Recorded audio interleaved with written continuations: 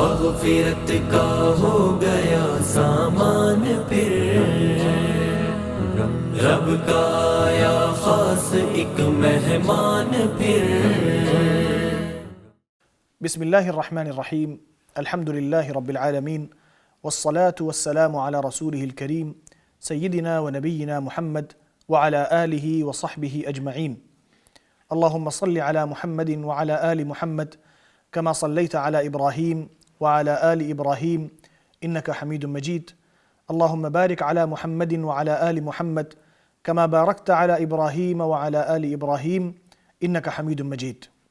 ناظرین، پیغام T V سحر transmission, محمد عاطف الیاس، اور ہم آپ کے ساتھ سحر ٹرانسمیشن کے حوالے سے مختلف دینی باتیں کریں گے۔ ناظرین، آخری عشرہ شروع ہوا چاہتا ہے۔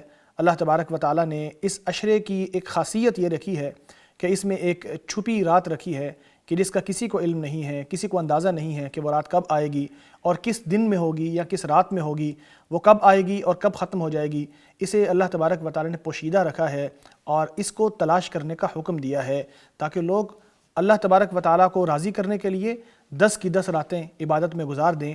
نبی اکرم صلی اللہ علیہ وسلم کا فرمان ہے، من قام لیلۃ القدر ایمانا واحتسابا غفر له ما تقدم من ذنبه۔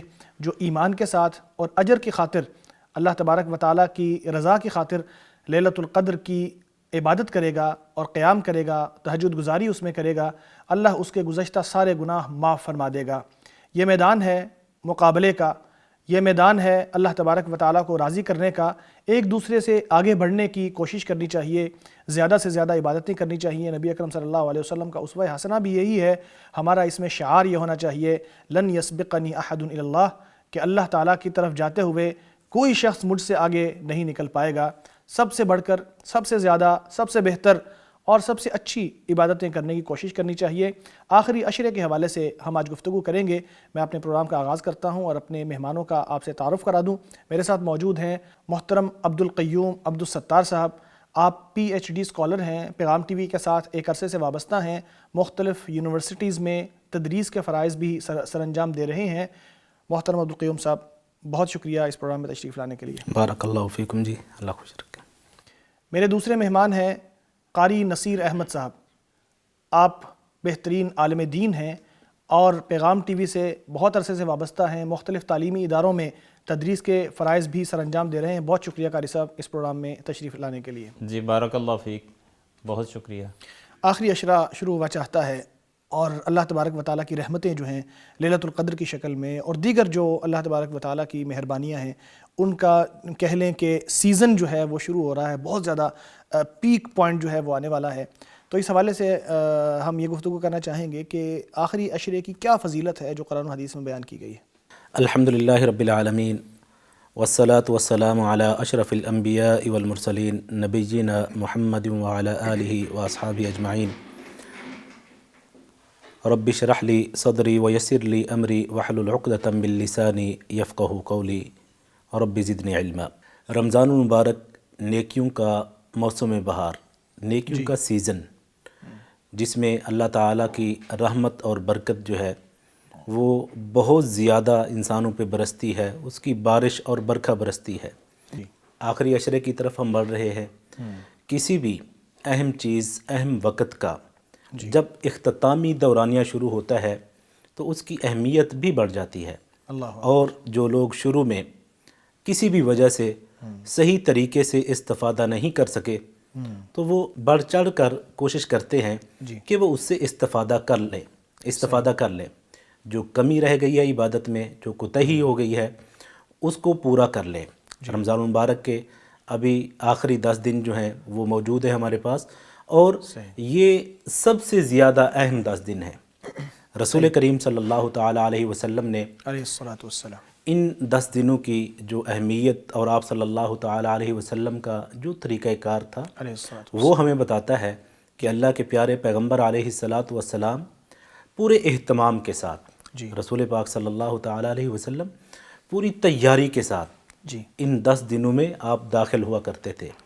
سیدہ عائشہ صدیقہ رضی اللہ تعالی عنہا فرماتی ہیں کہ رسول کریم صلی اللہ علیہ وسلم اذا دخل العشر، جی جب آپ صلی اللہ تعالیٰ علیہ وسلم آخری عشرے میں داخل ہوتے تو کیا کرتے؟ شد مئزرہ، آپ صلی اللہ علیہ وسلم عبادت کے لیے کمر بستہ ہو جاتے، صحیح تیار ہو جاتے۔ ٹھیک جیسے کہا جاتا ہے کہ کوئی پہلوان جو ہے جی جب وہ کشتی کے لیے اپنے اکھاڑے میں اترتا ہے، اپنا جو اس کا میدان ہوتا ہے تو وہ پہلے پوری تیاری کر لیتا ہے، ٹھیک اپنا لنگوٹ کس لیتا ہے تاکہ وہاں پر مجھے کسی طرح کی کسی پریشانی کا، کسی رکاوٹ کا سامنا نہ کرنا پڑے۔ صحیح تو رسول کریم صلی اللہ تعالیٰ علیہ وسلم یہ جو رمضان المبارک کا آخری عشرہ ہے اس میں پوری تیاری سے اترا کرتے تھے۔ صرف آپ خود نہیں جی بلکہ آپ صلی اللہ تعالیٰ علیہ وسلم اپنے اہل و عیال کو بھی جگایا کرتے تھے۔ آپ صلی اللہ تعالیٰ علیہ وسلم اپنی ازواج کو جگایا کرتے تھے، اور رسول کریم صلی اللہ تعالیٰ علیہ وسلم احیا لیلہ، اس کی جو راتیں ہیں ان کا بڑا حصہ ان رمضان المبارک کے آخری عشرے کی جو آخری یہ 10 راتیں ہیں ان کا بڑا حصہ وہ جاگ کر گزارا کرتے تھے۔ رسول کریم صلی اللہ تعالیٰ علیہ وسلم کی یہ جو سنت ہے، آپ کا یہ جو طریقہ کار ہے، یہ ہمیں بتاتا ہے کہ اس عشرے کو ہم غنیمت سمجھیں۔ اس عشرے میں اللہ تعالیٰ نے ہمیں یہ موقع دے دیا ہے، یہ فرصت دے دی ہے کہ کیونکہ رمضان جب شروع ہوتا ہے تو رسول کریم کی حدیث ہے، آپ صلی اللہ علیہ وسلم نے فرمایا کہ ایک فرشتہ جو ہے وہ آواز لگاتا ہے، یا باغی الخیر اقبل، صحیح یا باغی الشر اقصر۔ اکثر تو یہ اے خیر کے طلبگار، تیرا میدان آ گیا ہے، اب تو بڑھ اور کوشش کر۔ اور اگر کوئی انسان خدا نخواستہ گناہوں کے اندر وہ جو ہے اپنے آپ کو گناہوں کے اندر وہ دھنس چکا ہے تو اسے بھی آواز دی جاتی ہے کہ اب رک جائیے، بس کر دیجئے۔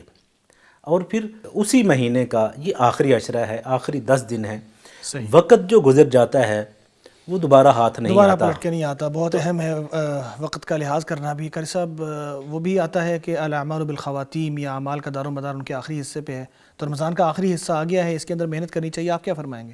الحمدللہ والصلاة والسلام علی رسول اللہ علیہ الصلوۃ وبعد۔ عاطف صاحب، یہ آخری عشرے کا آغاز ہے۔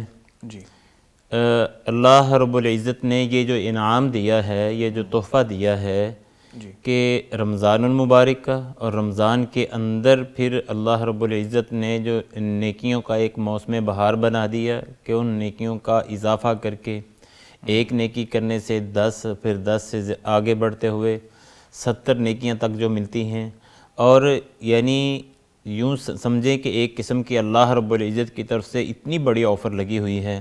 اچھا، جو ہوں یہ رمضان المبارک اختتام کی طرف پہنچ رہا ہے تو وقت اور زیادہ قیمتی ہے، راتیں اور زیادہ قیمتی ہیں۔ ایک اور حدیث ہے، نبی صلی اللہ علیہ وسلم نے فرمایا کہ اللہ رب العزت نے جو پہلی امتوں کو اوقات دیے تھے، وقت دیا ہے، ان کو اگر تقسیم کیا جائے تو یوں سمجھیں کہ اللہ تعالیٰ نے آخری پیغمبر یعنی میری امت کو عصر کے بعد کا وقت دیا ہے۔ صحیح، قیامت کے قریب ہے، یہ دنیا کے اختتام کا وقت ہے، تو یہ عصر کے بعد کا وقت ہے۔ گویا حضور صلی اللہ علیہ وسلم نے عصر کے بعد کے وقت کے ساتھ تشبیہ دیتے ہوئے اس کی اہمیت کو اجاگر کیا ہے کہ جب وقت آخری لمحات کی طرف پہنچتا ہے، کوئی بھی چیز، سال ختم ہو رہا ہے، مہینہ ختم ہو رہا ہے، کوئی سیزن ختم ہو رہا ہے، تو جو ہی آخری لمحات آتے ہیں تو یوں سمجھیں وہ اور زیادہ قیمتی بنتا جاتا ہے۔ صحیح، یہی حال رمضان المبارک کا ہے۔ پہلا عشرہ گزر گیا، دوسرا عشرہ گزر گیا، اب آخری عشرہ جو ہے، اب یہ ایام اور ایک ایک دن اور اس آخری عشرے کی ایک ایک رات وہ قیمتی ترین جو ہے رات ہے۔ صحیح، گویا کہ یہ وہ وقت ہے کہ جس میں ہمیں دیگر ایام کی نسبت زیادہ محنت کرنی چاہیے، زیادہ محنت کرنی چاہیے۔ ویسے اسوہ حسنہ کیا ہے نبی صلی اللہ علیہ وسلم کا کہ کیا نبی صلی اللہ علیہ وسلم بذات خود یعنی آپ کا اسوہ حسنہ، آپ کی سیرت یہ ہے کہ ویسے بھی رمضان کے اندر آپ صلی اللہ علیہ وسلم زیادہ وقت جو ہے وہ اللہ کی عبادت میں گزارتے، روزہ رکھا ہے، اور اس کے علاوہ دیگر اعمال جو ہیں وہ نیک اعمال سر انجام دیتے۔ اچھا، جب آخری عشرہ شروع ہوتا ہے، جیسے کہ عبدالقیوم صاحب بیان کر رہے تھے، صحیح حدیث ہے، شد مئزرہ وایقظ اہلہ، آپ خود بھی جو ہے کمر کس لیتے اور پھر آپ اہل و عیال کو بھی ازواج مطہرات کو بھی حکم دیتے بیدار رہنے کا. یعنی خود اپنی تک محدود نہیں رہتے تھے بلکہ گھر والوں کو اپنے گھر والوں بچوں کو بھی جگا لیتے تھے. اچھا، ایک اور حدیث میں ہے نبی صلی اللہ علیہ وسلم نے یہ خواہش کا بھی اظہار کیا جی کہ من یوقظ صواحب الحجرات، صحیح. یہ کمروں میں جو ازواج مطہرات آرام فرما رہی آرام ہیں، کر رہی ہیں، جی. کوئی ہے ان کو ابھی بیدار کر دے کہ اللہ کی طرف سے یہ جو رحمت کا ٹھاٹھے مارتا سمندر ہے اور اللہ کی طرف سے یہ فراوانی ہے بخشش کی اور ہر سوال کے جواب کی اور ہر کچھ عطا کرنے کی بھی، جو بھی مانگو گے صحیح. تو کوئی بھی محروم نہ رہ جائے. خود حضور پیارے آپ بھی اور اپنے اہل و عیال کو بھی اور صحابہ کرام کو ترغیب دیتے. ویسے بھی انبیاء علیہ السلام کے حوالے سے بھی تو اللہ تعالیٰ نے فرمایا وَكَانَ يَأْمُرُ أَهْلَهُ بِالصَّلَاةِ وَكَانَ عِنْدَ رَبِّهِ مَرْضِيًّا کہ حضرت اسماعیل علیہ السلام کے بارے میں سورہ مریم میں ہے کہ وَكَانَ يَأْمُرُ أَهْلَهُ بِالصَّلَاةِ وَالزَّكَاةِ وَالزَّكَاةِ وَكَانَ عِنْدَ رَبِّهِ مَرْضِيًّا. جی جی جی. تو جو ہیں تمام انبیاء جو ہیں وہ اپنے اہل و عیال کو آغاز جو ہے وہ نیکی کا ہمیشہ اپنے گھر سے اس کا آغاز کرتے ہیں. نبی صلی اللہ علیہ وسلم کا بھی معمول مبارک یہی تھا کہ آپ جس نیکی میں خود بڑھتے تھے آپ اپنے گھر والوں میں بھی اس نیکی میں شامل کیا کرتے تھے. اور ازواج مطہرات کی عادات مبارکہ بھی ایسے ہی تھیں. حضور صلی اللہ علیہ وسلم خود بہت زیادہ سخاوت کرتے، لیکن جو ازواج مطہرات کو جتنا بھی وہ پورے سال کا راشن ملتا تھا صحیح. تو وہ چند ماہ میں وہ ختم کر دیتی تھی. وہ بھی صدقہ و خیرات اس قدر ہی زیادہ کیا کرتی. صحیح تو صحیح. یہ تو جو ہے وہ تاریخ میں احادیث میں ثابت ہے کہ حضور کے نقش قدم پر چلتی تھیں. لیکن اس کے باوجود ہر سال، صرف یہ نہیں کہ ایک سال کی بات ہے، جی. جتنی زندگی میں جتنی مرتبہ بھی رمضان المبارک آیا اور رمضان المبارک کا آخری عشرہ شروع ہوا جی. تو آپ صلی اللہ علیہ وسلم پہلے سے زیادہ کمر بستہ ہو کے پہلے سے زیادہ بہتر انداز میں عبادت اور کرتے تھے اچھے اپنے انداز گھر والوں میں کو اور ساتھ زیادہ رکھتے تھے. عبادت کرتے. جیسا کہ قرآن کریم میں اللہ تعالیٰ یہ بھی فرماتا ہے کہ یا ایھا الذین آمنوا قوا انفسکم واہلیکم نارا، جو ایمان لائے ہو اپنے آپ کو بھی اور اپنے گھر والوں کو بھی اس آگ سے بچاؤ کہ جس کا ایندھن بندے اور پتھر ہوں گے. عبدالقیوم صاحب، آخری عشرہ جو شروع ہو چکا ہے، اس میں کون سے اعمال ہیں جو شریعت ہمیں بتاتی ہے کہ یہ اعمال ہمیں کرنے چاہیے؟ وہ اعمال جو خاص طور پہ زیادہ فوکس جن کے اوپر کیا گیا ہے کہ آخری عشرے میں لازمی آپ نے کرنے ہیں. بسم اللہ الرحمن الرحیم. یہ جو آخری عشرہ ہے رمضان المبارک کا، اس کی جو خاص عبادات ہیں ان میں بہت بڑی عبادت اعتکاف ہے. صحیح. رمضان کے آخری عشرے میں رسول کریم صلی اللہ تعالی علیہ وسلم کی یہ سنت ہے کہ اعتکاف کرتے تھے. اور آپ صلی اللہ تعالی علیہ وسلم کے بعد آپ کی ازواج مطہرات اعتکاف کیا کرتی تھیں، صحیح. صحابہ کرام اعتکاف کیا کرتے تھے. اور ایک مرتبہ رسول کریم صلی اللہ تعالی علیہ وسلم کسی وجہ سے رمضان کے آخری عشرے میں اعتکاف نہیں کر سکے تو اللہ کے پیارے پیغمبر علیہ الصلاۃ نے یعنی کہ اعتکاف کی اہمیت رسول کریم صلی اللہ علیہ وسلم کے ہاں کتنی بڑھ کر تھی، کتنی زیادہ تھی کہ آپ نے شوال کے اندر جو ہے آپ نے اعتکاف کیا، جو آپ کا رمضان المبارک میں رہ گیا تھا. یہ اعتکاف کی اہمیت اور کہ رسول کریم صلی اللہ علیہ وسلم کس حد تک اعتکاف کے اوپر دوام اور مواظبت اختیار فرمایا کرتے تھے. اور اعتکاف ایک ایسی عبادت ہے کہ آخری عشرے میں انسان اپنے آپ کو پوری طرح یکسو کر لیتا ہے. اپنے دنیا کے معاملات، دیگر بہت سے معاملات جو ہیں انہیں ایک سائڈ پہ رکھ کے کہ یہ جو یہ بھی آتا ہے کہ رسول اللہ علیہ وسلم نے 20 راتوں کا قیام بھی کیا یا اعتکاف بھی کیا. جی، رسول کریم صلی اللہ تعالی علیہ وسلم سے 20 دن جو ہیں ان کا اعتکاف بھی ثابت ہے. ویسے رمضان المبارک کا آخری عشرہ جو ہے اس میں ہم لوگ اعتکاف کرتے ہیں اور رسول کریم صلی اللہ علیہ وسلم سے یہ مسنون بھی ہے. اعتکاف اس سے کم دنوں میں بھی کیا جا سکتا ہے. ٹھیک. بہرحال ہم رمضان کا جو آخری عشرہ ہے اس کی افادیت کی طرف آنا چاہتے ہیں کہ اس کی افادیت یہ ہے کہ ان 10 دنوں میں رسول کریم کی سنت ہے کہ آپ اعتکاف کرتے اور اعتکاف میں انسان اپنے آپ کو اپنی دنیا کے جو معاملات ہیں، اپنے گھر کی دیگر چیزیں، بہت سی چیزوں کو انہیں ایک سائڈ پہ رکھ کے صرف اور صرف اپنا تعلق اللہ تعالیٰ سے جوڑنے کے لیے مسجد کے اندر آ جاتا ہے اور اپنا بہت زیادہ وقت جو ہے وہ اللہ تعالیٰ کی عبادت کے اندر گزارتا ہے.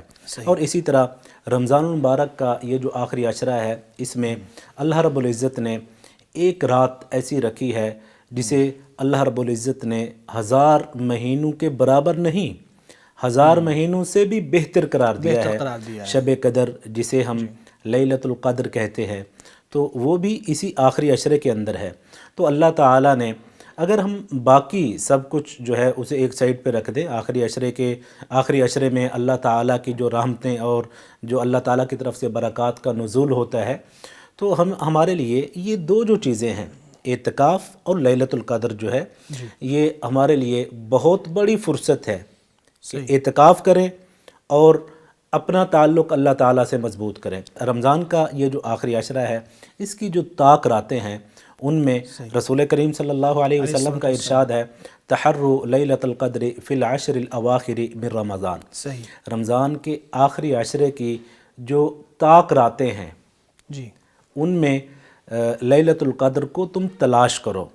لیلۃ القدر میں جو شخص عبادت کرتا ہے اللہ تعالیٰ اسے 1000 مہینے سے زیادہ کا اجر و ثواب عطا فرما دیتے ہیں. لیلۃ القدر جو ہے ایسی بابرکت رات ہے کہ جس کے اندر اللہ تعالیٰ نے فرمایا قرآن پاک کے بارے میں انا انزلناہ فی لیلۃ القدر. اس کی دیکھیں اس کی اہمیت کا اندازہ لگائیے، اس شب کا، اس رات کا، اس کی کتنی فضیلت ہے کہ قرآن پاک جیسی عظیم کتاب، قرآن پاک جیسی مقدس کتاب، اس کا نزول لیلۃ القدر میں ہوا ہے. اور لیلۃ القدر جو ہے اسے اللہ رب العزت نے قرآن مجید میں ایک جگہ پہ بابرکت اور مبارک رات قرار دیا ہے کہ اس رات میں برکتوں کا نزول ہوتا ہے اللہ تعالیٰ کی طرف سے، اور پھر اس رات کے اندر اللہ تعالیٰ کے جو فرشتے ہیں وہ بھی نازل ہوتے ہیں، وہ زمین پہ، اور حضرت جبریل علیہ الصلاۃ تنزل الملائکۃ والروح کہ حضرت جبریل علیہ الصلاۃ والسلام اور اللہ تعالیٰ کی جو نورانی مخلوق ہے وہ اس رات کے اندر زمین پہ نازل ہوتی ہے اور برکتیں اور رحمتیں لے کر آتی ہے. میں آپ کی بات کو آگے بڑھاتے ہوئے قاری صاحب، یہ جو رات کو مخفی رکھا گیا ہے اس کے حوالے سے پہلے بتایا بھی گیا تھا پھر چھپا دیا گیا، کیا وجہ بنی تھی اور یہ کیوں مخفی ہے؟ آپ کے سوال کے بارے میں گزارش یہ ہے کہ نبی صلی اللہ علیہ وسلم نے اس بات کی خود وضاحت فرمائی کہ یہ مجھے بتا دیا گیا تھا کہ یہ آخری رمضان المبارک کی آخری 5 راتوں میں سے یہ فلاں رات ہے. ٹھیک ہے. حضور فرماتے ہیں کہ میں بس وہ جو ہے لوگوں کو بتانے کے لیے آ رہا تھا تو راستے میں 2 آدمی جھگڑ رہے تھے اور ان کے اندر ایسا مصروفیت ہوئی کہ وہ بات، وہ جو رات کی تو تحدید تھی، وہ جو تعیین تھی، وہ میرے ذہن سے محو ہو گئی.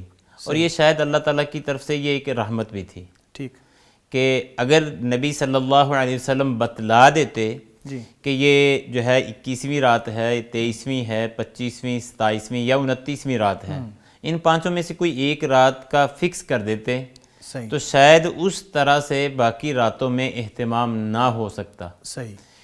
تو اللہ کی طرف سے یہ بھلا دینا، اور خود حضور نے فرمایا کہ مجھے اللہ کی طرف سے ہی شاید یہ بھلا دیا گیا ہے.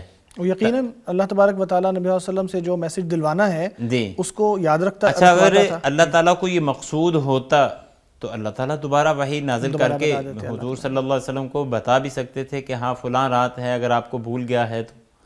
لیکن اللہ تعالیٰ کی طرف سے منظور بھی ایسے ہی تھا تاکہ لوگ جو ہیں وہ کوشش کریں. بلکہ قاری صاحب اللہ تعالیٰ کے حوالے سے بھی تو اللہ تعالیٰ نے فرمایا لا تحرک به لسانک لتعجل به ان علینا جمعہ وقرآن، کہ ہمارے ذمہ ہے آپ زبان کو یوں ہلا لا کے جلدی یاد کرنے کی کوشش نہ کیا کریں، ہم آپ کو یاد کرا دیں گے، آپ بھولیں گے نہیں.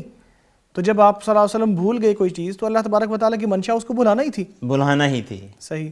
اچھا یہ ہے کہ لیکن اس میں میسج یہ دیا جا رہا ہے کہ آپ جھگڑنے کی وجہ سے آپ ایک خیر سے محروم ہو سکتے ہیں. جی، یہ ہے کہ جو امت کا جھگڑنا یا لوگوں کا جھگڑا جو ہے وہ بسا اوقات کئی لوگوں کو کسی نہ کسی خیر سے محروم بھی کر سکتا ہے. صحیح. اچھا، میں گزارش یہ کر رہا تھا کہ اللہ تعالیٰ کی طرف سے منظور یہی تھا. ٹھیک. اگر یہ اللہ تعالیٰ کی رحمت ہے کہ اللہ تعالیٰ نے 5 راتیں باقاعدہ گنوا دیں، متعین کر دیں کہ پورا رمضان نہیں، رمضان کا آخری عشرہ بھی پورا نہیں، آخری عشرے کی صرف طاق راتیں ہیں، اور طاق راتوں میں تحروا لیلۃ القدر فی خمسن ان 5 راتوں میں تم نے تلاش کرنا ہے. اچھا جب کوئی چیز جو ہے نا وہ نامعلوم ہو تو اس کو تلاش کرنے کے لیے انسان جو جد و جہد کرتا ہے, جو کوشش کرتا ہے, جو اس کی محنت ہوتی ہے, توانائی خرچ ہوتی ہے, جو اس پہ وہ جان لگاتا ہے کہ یار وہ جو مجھے مل جائے کہ اتنی قیمتی چیز ہے, تو جب وہ جان لگاتا ہے نا تو اللہ کو اصل میں یہ محنت مقصود ہے. اچھا یہ محنت مقصود, یہ محنت مقصود ہے کہ انسان اس رات کی تلاش کے لیے, میرا قرب حاصل کرنے کے لیے, میرا اتنی 84-85 سال کی عبادت کے حصول کے لیے یہ کتنی کوشش کرتا ہے. صحیح. اللہ تعالیٰ تو اس کی محنت کی قدر کرتا ہے. بس اوقات ایک رات کی بجائے 10 راتوں کی عبادت کرتا ہے تو اللہ کو زیادہ محبوب اور پسندیدہ عمل ہے. اچھا بسا اوقات محنت سے کیا ہوا چھوٹا عمل بھی, میں اس کی مثال دوں گا کہ نبی صلی اللہ علیہ وسلم نے غزوہ تبوک کے لیے جب لوگوں سے کہا کہ مال جمع کروائیں, تو ایک صحابی تھا یہودی کے ہاں, اس نے مزدوری کی, دمبا واقع ہے, تو وہ مزدوری کر کے چند سا وہ جو ہے وہ کھجور کے یا جو ہے نا جو کے وہ لے کے آیا, تو اس میں سے آدھے اس نے گھر میں رکھا, وہ جو اس کو مزدوری ملی, آدھی مزدوری گھر میں رکھی اور آدھی مزدوری لا کے نبی صلی اللہ علیہ وسلم کی خدمت پیش گویا کہ اس کی جمع پونجی وہی پیارے پیغمبر, اس کے پاس اور تھا ہی نہیں. حضور صلی اللہ علیہ وسلم نے اس قدر اس کی قدر کی, اس کی نیکی کی, اس کے جذبے کی. تو یہ جذبہ, یہ نیکی, یہ قدر اور یہی کوشش جو ہے اللہ کو مقصود ہے, اللہ کو یہی مطلوب ہے. اسی لیے لیلۃ القدر کو چھپا دیا گیا ہے. ناظرین, لیلۃ القدر کی تلاش کے لیے ہمیں توانا ہو جانا چاہیے. نبی اکرم صلی اللہ علیہ وسلم جس طرح مولانا نے فرمایا کہ وہ اپنی کمر کو کس لیتے تھے اور خوب محنت کرتے تھے, گھر والوں کو بھی جگاتے تھے, تو خود بھی اٹھیں, اپنے گھر والوں کو بھی جگائیں, بچوں کو بھی جگائیں, وہ بھی خیر میں اور نیک رات کی عبادت میں شامل ہو جائیں. یہاں لیتے ہیں ایک چھوٹا سا وقفہ, ہمارے ساتھ رہیے گا. مغفرت کا ہو گیا سامان پھر, رب کا آیا خاص ایک مہمان پھر, مغفرت کا ہو گیا سامان پھر, رب کا آیا خاص ایک مہمان پھر. ویلکم بیک ناظرین, بات کر رہے ہیں آخری عشرہ کی, اور آخری عشرہ جو ہے وہ بڑی فضیلت والا وقت ہے. اللہ نے خاص مہربانیاں اس میں رکھی ہیں, خاص رحمتیں اس میں رکھی ہیں, ان کو پانے کی کوشش کرنی چاہیے. ایک رحمت کا جھونکا مل گیا تو گویا کہ ہمیں جنت مل گئی اور ہم جہنم سے بچ گئے. اللہ تعالیٰ ہم سب کو جہنم سے آزادی فرمائے اور جنت ہمارے نصیب میں فرمائے. لیلۃ القدر کے حوالے سے بات کر رہے تھے, تو لیلۃ القدر ایک تو ہے تلاش کرنا, اس کی مزید فضیلتیں کیا قرآن و حدیث میں بیان کی گئی ہیں؟ لیلۃ القدر کی بہت زیادہ فضیلت ہے. رسول کریم صلی اللہ تعالی علیہ وسلم کا ارشاد گرامی ہے, من قام لیلۃ القدر ایمانا واحتسابا غفر له ما تقدم من ذنبه. صحیح. آپ کا ارشاد ہے کہ جو شخص لیلۃ القدر کا قیام کرتا ہے, یہ جو رات ہے اس میں نوافل کا اہتمام کرتا ہے ایمان کی حالت میں اور اللہ تعالیٰ سے اجر و ثواب کی امید رکھتے ہوئے, یہ دو چیزیں رسول کریم صلی اللہ علیہ وسلم نے باقاعدہ واضح فرمائی کہ لیلۃ القدر کا قیام ایمان کی حالت میں, اور اس کا جو اجر و ثواب ہے اس کی امید اللہ رب العزت سے وہ رکھتا ہے کہ میں اس رات کی عبادت کر رہا ہوں اور اس کا جو اجر و ثواب ہے وہ میرا خالق اور میرا مالک مجھے ضرور عطا فرمائے گا. صحیح. تو جب کوئی انسان اس نیت سے اور اس غرض سے اس رات کی عبادت کرتا ہے تو اسے اجر کیا ملتا ہے؟ غفر له ما تقدم من ذنبی. اس کی زندگی بھر کے جتنے بھی گناہ ہیں اللہ تعالیٰ ان پہ معافی کا قلم پھیر دیتے ہیں. وہ سارے کے سارے گناہ جو ہیں وہ معاف کر دیے جاتے ہیں, سارے گناہ معاف. اور پھر دیکھیں یہ تو ہوگا نا کہ اس کی غلطیاں یا جو کوتاہیاں اس سے اپنی زندگی میں ہوئی ہیں اللہ تعالیٰ انہیں معاف فرما دیتا ہے. یہاں پر ہم اگر غور کریں کہ ایک عام انسان ہمارے آج کل کے دور میں اوسط عمر کیا ہے کہ انسان جو ہے وہ کتنے برس کی عمر پا لیتا ہے؟ اعمار امتی ما بین 60 الی 70 حدیث نبوی بھی ہے کہ 60 سے 70 کے درمیان ہی عمر ہوتی ہے. تو 60 سال 70 سال کر لیں. جی. تو اگر ہم یہ جو 1000 مہینے ہیں انہیں ہم شمار کریں تو یہ میرے خیال میں کوئی 83 سال یا 80 سال سے اوپر جا کر بنتے ہیں, 85 سال کے قریب. 84 سال اور 4 ماہ. 84 سال اور 4 ماہ. 84 سال کے قریب جا کر یہ ایک عرصہ بنتا ہے. جی. تو جو شخص لیلۃ القدر میں عبادت کرتا ہے تو اللہ تعالیٰ اسے 84 سال اور 4 ماہ یا کم و بیش جتنا بھی یہ عرصہ بنتا ہے اس کی عبادت کا اسے اجر ایک ہی رات میں مل جاتا ہے۔ اللہ کہ لیلۃ القدر میں ہمیں کیا کرنا چاہیے؟ ٹھیک، لیلۃ القدر اللہ تعالیٰ نے یہ رات ہمیں عطا فرما دی ہے، اس کا اجر بھی ہے، اس میں گناہ بھی معاف ہوتے ہیں، اس میں قرآن بھی نازل ہوا ہے، اس میں فرشتے بھی آتے ہیں، یہ بابرکت رات بھی ہے، اتنی اہمیت ہے اس رات کی، اتنی فضیلت ہے اس رات کی۔ تو اب ہم کیا کریں اس رات میں؟ کرنا کیا چاہیے؟ تو سب سے پہلی بات تو اس رات کا ہمیں جو نوافل ہیں، جو قیام ہے، اس کا اہتمام کرنا چاہیے۔ صحیح، اس رات میں ہمیں قیام اللیل جس طرح میں نے ابھی ذکر کیا، اور قرآن مجید کی تلاوت کا اہتمام کرنا چاہیے، صحیح، اذکار کا اہتمام کرنا چاہیے، اللہ تعالیٰ سے دعا کا اہتمام کرنا چاہیے، اللہ تعالیٰ سے ہم مانگیں۔ اور اس کے لیے تو سیدہ عائشہ صدیقہ رضی اللہ تعالی عنہ، ان کی حدیث بھی ہے نا کہ انہوں نے رسول گرامی صلی اللہ تعالی علیہ وسلم سے یہ دریافت کیا کہ اگر میں لیلۃ القدر پا لوں جی، تو میں کیا مانگوں اللہ تعالیٰ سے؟ صحیح، تو آپ صلی اللہ تعالی علیہ وسلم نے ارشاد فرمایا کہ لیلۃ القدر اگر تم پالو تو یہ دعا کرو، اللہم انک عفو تحب العفو فاعف عنی، اے اللہ تعالیٰ تو معاف کرنے والا ہے، تو درگزر کرنے والا ہے، تحب العفو، اور معافی والے عمل کو، معاف کر دینے کو تو پسند بھی کرتا ہے، تیرا پسندیدہ، تیرے نزدیک پسندیدہ عمل ہے معاف کر دینا، تو فاعف عنی، اے اللہ تعالیٰ مجھے بھی معاف فرما دے۔ اللہ، تو دیکھیں اللہ تعالیٰ جو ہے، یہ رسول کریم کی بڑی مشہور حدیث ہے نا، ینزل ربنا تعالی کل لیلۃ الی سماء الدنیا، جی، اللہ تعالیٰ ہر رات اس کا جو پچھلا پہر ہوتا ہے اس میں آسمان دنیا پہ اللہ تعالیٰ نزول فرماتا ہے۔ کس طرح سے نزول فرماتا ہے؟ کما یلیق بجلالہ، جیسے اللہ رب العزت کی شان کے لائق ہے، جس طرح اللہ تعالیٰ کو لائق ہے اسی طرح اللہ تعالیٰ آسمان دنیا پہ نزول فرماتا ہے۔ اور اس وقت میں لیلۃ القدر بھی ہے، رمضان کا آخری عشرہ بھی ہے، بہت سی فضیلتیں اکٹھی ہو جاتی بہت سی فضیلتیں جب جمع ہو جاتی ہیں، اور پھر اس وقت میں بندہ اللہ تعالیٰ سے یہ دعا کرے کہ اللہ تعالیٰ میری جو غلطیاں اور گناہ ہیں نا انہیں معاف فرما دے۔ صحیح، میں آپ کو یہ بتانے کی کوشش کر رہا تھا کہ رمضان، یہ جو لیلۃ القدر ہے، اس میں کیا کچھ کرنا چاہیے، کون سے اعمال ہیں جو کرنے چاہیے۔ اس میں تلاوت کلام پاک اور نوافل کا اہتمام، قرآن مجید کی تلاوت، یہ سب کچھ کرنے کے ساتھ ساتھ صدقہ اور خیرات کا بھی اہتمام کرنا چاہیے۔ یعنی آپ تصور کریں کہ اگر آپ 1 روپیہ خرچ کرتے ہیں تو شاید وہ کتنے اللہ تعالیٰ، دیکھیں اللہ تعالیٰ جب انسان کو نوازنے پہ آتا ہے تو اللہ تعالیٰ انسان کے چھوٹے سے عمل کو بھی اتنا بڑا کر دیتا ہے کہ انسان کی توقع اور تصور سے کہیں بڑھ کر اللہ تعالیٰ انسان کو نوازتا ہے۔ یہ تو پھر لیلۃ القدر ہے جس کی اتنی زیادہ فضیلت ہے۔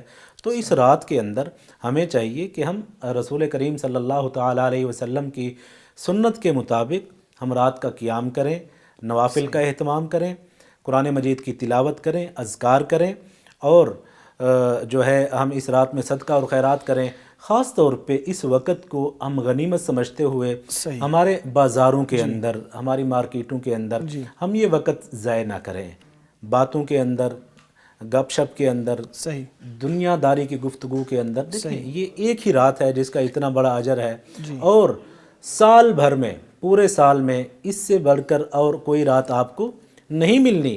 یعنی 365 دنوں میں سے اگر آپ 355 دنوں میں جو کام نہیں کر پائے وہ ان 10 دنوں میں بھی نہیں کر پائیں گے۔ قاری صاحب، ہم دیکھتے ہیں کہ بہت سارے لوگ لیلۃ القدر کو عبادت کرنا چاہتے ہیں لیکن وہ تخصیص کر دیتے ہیں، جیسا کہ ہمارے معاشرے میں آپ نے بھی دیکھا کہ 27ویں رات کو ہی مسجدیں بھرتی ہیں، اسی دن لوگ نماز کے لیے آتے ہیں اور اسی رات لوگ عبادتیں کرتے ہیں اور سمجھتے ہیں کہ یہی رات لیلۃ القدر کی ہے۔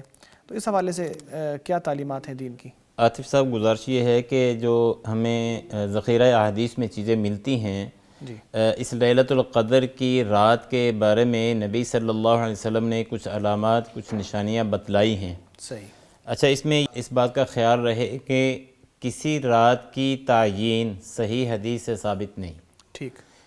پیارے پیغمبر نے کسی ایک رات کو خاص کیا ہو یا اشارہ کیا ہو کہ یہی رات ہے، صحیح حدیث سے ایسا کوئی ثابت نہیں.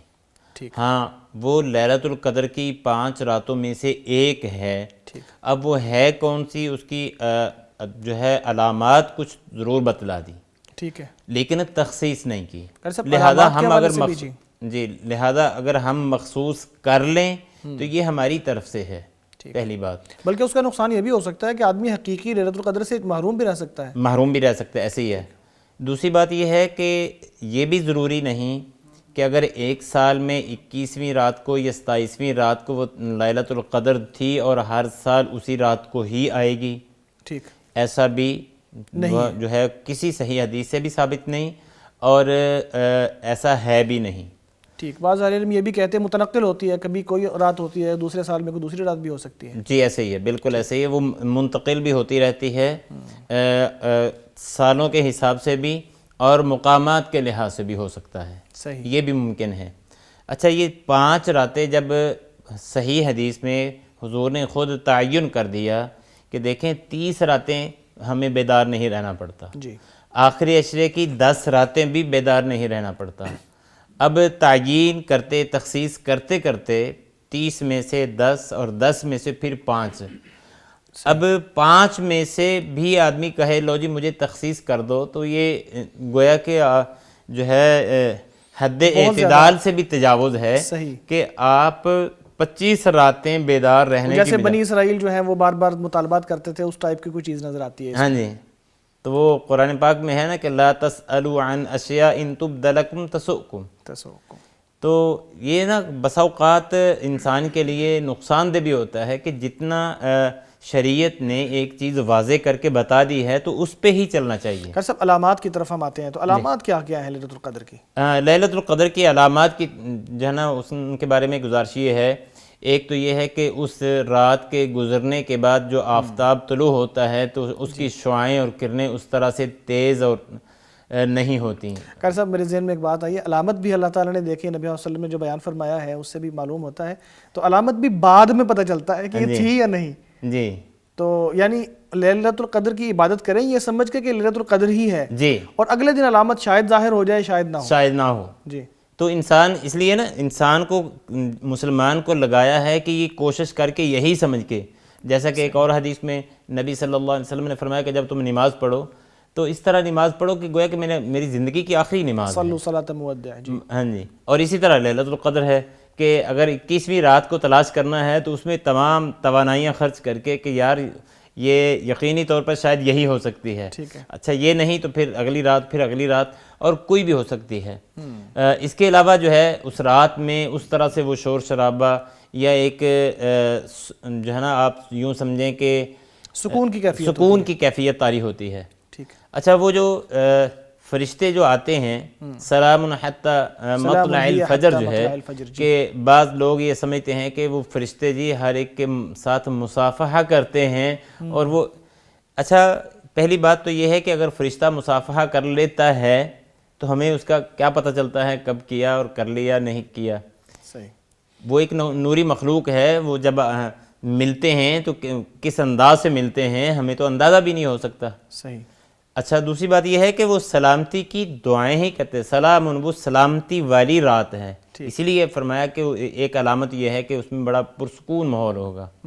اچھا ہمارے ہاں یہ ہوتا ہے کہ ہم دنیا میں اتنے مگن ہو گئے ہیں، ہم دنیا کے لیے تو وہ ساری رات گزار سکتے ہیں مارکیٹوں میں، بازاروں میں، شاپنگ کے لیے یا دکانداری کے لیے یا کاروبار کے لیے، لیکن اللہ کے لیے ہم کہتے ہیں جی 1 گھنٹہ کر لیا ہے تو اتنا کافی ہوگا، ہم نے 2 گھنٹے عبادت کر لی ہے تو کافی ہوگی. تو بھائی پورے سال میں 1 مہینہ اور 1 مہینے کے اندر 10 دن اور 10 دن کے بعد پھر 5 راتیں، تو گویا کہ یہ کیا ہے؟ اسلامی لحاظ سے 356 دن کا سال ہوتا ہے. صحیح. تو 351 دن آپ کے ہیں. صحیح. 5 راتیں لگانی ہیں اور ان 5 راتوں میں اتنا زیادہ اجر و ثواب ملتا ہے. اچھا بہت بڑا اجر و ثواب اس میں ملتا ہے. جی آپ علامات میں سے کوئی اور بتانے لگے. جی دوسری بات یہ ہے کہ وہ سکون والی رات ہے، اس کی شعاعیں نہیں ہوتی. اچھا یہ جو کتوں کے بھونکنے والی بات ہے، یہ بھی کہ اس رات جو ہے نا وہ اس طرح کی آوازیں ان کی نہیں آتی. ٹھیک. اگرچہ اس حدیث میں بعض محدثین کا کلام ہے، لیکن بہرحال وہ علامات کے اندر یہ علماء کرام نے اس کو شمار کیا ہے صحیح کہ اس رات میں اس طرح کے وہ کتوں کا جو شور شرابہ اور بھونکنا ہوتا ہے وہ بہت کم یا نہ ہونے کے برابر ہوتا ہے. تو اصل مقصود اللہ کی طرف سے، شریعت کی طرف سے یہی ہے کہ انسان جو ہے وہ پوری جد و جہد کرے، پوری کوشش کرے اور یہی سمجھ کے کہ یہی رات ہے اور میں نے اس رات میں تمام اعمال بھی سر انجام دینے ہیں اور کام بھی کرنا ہے اور تنہائی اختیار کر کے اللہ رب العزت کو راضی کرنا ہے. اللہ اکبر.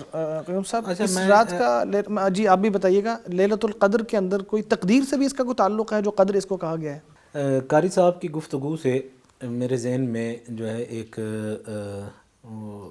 بڑا اہم پوائنٹ سامنے آیا کہ جو شخص لیلۃ القدر کی عبادت کر رہا ہے، کیا یہ بھی ضروری ہے کہ اسے یہ بھی پتہ ہو یا اسے پتہ لگنا ضروری ہے کہ یہی لیلۃ القدر ہے؟ یہ ایک سوال ہے. اور میں سمجھتا ہوں کہ جو شرعی نصوص ہیں، جو شریعت اسلامی ہے، اس میں کہیں بھی ایسا کوئی ذکر نہیں ہے کہ اس رات میں عبادت کرنے والے کو اس کی عبادت کا اجر و ثواب تب ملے گا جب اسے کسی نہ کسی حوالے سے یہ محسوس ہو جائے، اسے اندازہ ہو جائے کہ یہی لیلۃ القدر ہے. ایسا نہیں ہے. انسان کے ذمے کیا ہے کہ انسان اللہ تعالیٰ کی عبادت کرے. یہ جو 5 راتیں ہیں ان میں اللہ تعالیٰ کی عبادت کرے. ٹھیک ہے. جتنی بڑھ چڑھ کر وہ عبادت کر سکتا ہے وہ عبادت کرے. لیکن ان میں سے 5 میں سے ایک ہی لیلۃ القدر ہوگی ظاہر ہے. اور دیکھیں، اگر کوئی شخص جو ہے وہ 5 راتیں جو ہیں طاق راتیں آخری عشرے کی وہ ان کا اہتمام کرتا ہے، ان میں جو ہے وہ عبادت جو ہے وہ کرتا ہے، بڑی کوشش سے اپنے اہل و عیال کو بھی جگاتا ہے. اور اس کی دیکھیں یہ 5 راتیں جو ہیں انہی میں سے کوئی ایک رات ہونی ہے نا شب قدر، انہی 5 راتوں میں سے ہی کوئی ایک رات لیلۃ القدر ہوگی. تو یہ ضروری نہیں ہے کہ اب اسے اندازہ بھی ہو، کہ اسے پتہ بھی چلے، اسے اس چیز کا کہیں پہ احساس بھی ہو جائے کہ یہ لیلۃ القدر ہے. یعنی میں نہیں قبول ہونے سمجھتا کے کہ لیے ضروری نہیں ہے. یہ کوئی ضروری نہیں. اللہ تعالیٰ کے رسول کی سنت ہے اور اللہ تعالیٰ کا حکم ہے کہ آپ عبادت کریں، بڑھ چڑھ کر عبادت کریں اور اس کا جو اجر و ثواب ہے وہ اللہ تعالیٰ عطا فرمائے گا. ٹھیک. اور دوسرا سوال جو آپ تقدیر کے حوالے سے دیکھیں، اللہ تعالیٰ نے قرآن پاک میں فرمایا فیہا یفرق کل امر حکیم، کہ انسانوں کے سال بھر کے جو معاملات ہیں وہ بھی اس کے اندر جو ہے انہیں طے کیے جاتے ہیں. وہ اللہ تعالیٰ کا جو نظام ہے اس کے تحت انہیں سپرد قلم کیا جاتا ہے، وہ لکھے جاتے ہیں. تو بہرحال دیکھیں تقدیر کی طرف اگر ہم جائیں تو ہماری جو لوگوں کے ذہنوں میں تقدیر کے حوالے سے بہت سی چیزیں پھر نمودار ہونا شروع ہو جاتی ہیں. اس میں جب ہم نے تقدیر کا ذکر کیا ہے تو میرے خیال میں ہمیں ساتھ ہی یہ ذکر کرنا ضروری ہو جاتا ہے کہ تقدیر ہوتی کیا ہے. یہ سمجھنا بہت ضروری ہے. آج کا نوجوان اس حوالے سے بہت زیادہ پریشان ہے. تو لوگوں کے ذہنوں میں یہ خاص طور پہ جہاں پر بھی اب آپ نے چونکہ یہ ذکر چھیڑ دیا ہے تو اس کا میں سمجھتا ہوں یہ ضروری ہے، جہاں پر بھی آپ تقدیر کا ذکر کریں تو لوگوں کے ذہن میں آتا ہے کہ اللہ تعالیٰ نے تو سب کچھ پہلے سے ہی طے کر رکھا ہے، تو پھر اس میں ہمارا کیا قصور ہے. تو اس کی وضاحت اس طرح سے ضروری ہوتی ہے کہ شروع سے لے کر آخر تک اللہ تعالیٰ کی یہ خوبی ہے نا هو الاول والآخر، صحیح، کہ اللہ تعالیٰ کی یہ صفت ہے کہ وہی ابتدا میں تھا اور وہی انتہا میں رہے گا. ٹھیک. اللہ تعالیٰ جو ہے اس کی یہ خوبی ہے. تو شروع سے آخر تک جو کچھ ہونا ہے یا جو ہو چکا ہے یا جو آگے ہوگا مستقبل میں، اس سب کا علم اللہ تعالیٰ کے پاس ہے. اللہ تعالیٰ کا اپنا وہ جو علم ہے اسے لکھوا دیا ہے، یہی تقدیر ہے. ٹھیک ہے. اور اس میں کسی انسان کے اوپر کوئی جبر نہیں.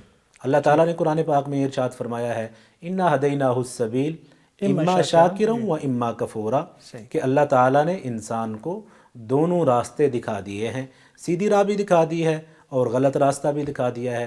تو کسی بھی انسان پہ کوئی جبر نہیں، کوئی زور زبردستی نہیں. وہ غلط اور صحیح میں سے جس راہ پہ چلنا چاہے وہ چل سکتا ہے.